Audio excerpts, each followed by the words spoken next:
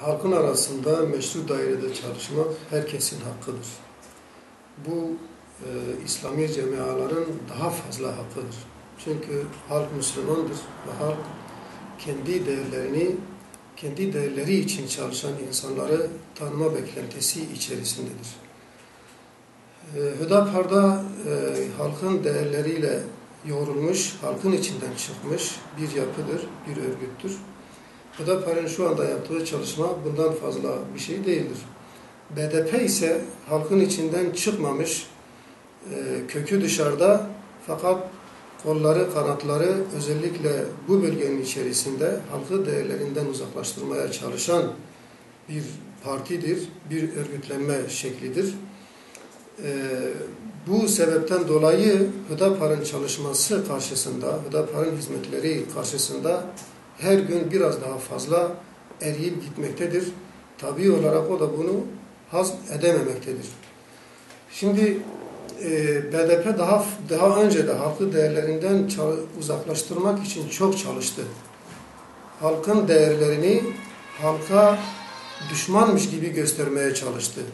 Halkın namusunu ayaklar altına almaya çalıştı, kirletmeye çalıştı. Halkı insani çalışmalardan, insani hizmetlerden mahrum bırakmaya ve onlara hizmet götürmemeye çalıştı ve halka bunu kabul ettirdi.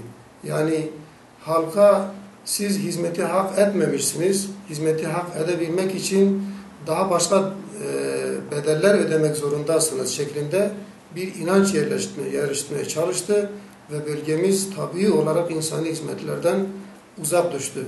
Körpe dimalara, mukaddesatlarına karşı şüphe oluşturdu.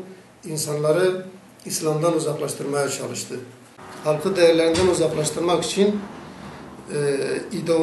ideolojisi tutmayınca şiddete başvurdu.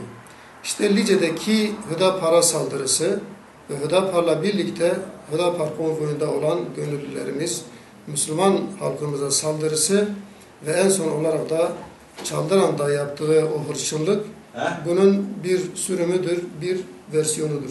Ama bunu kesinlikle bilsinler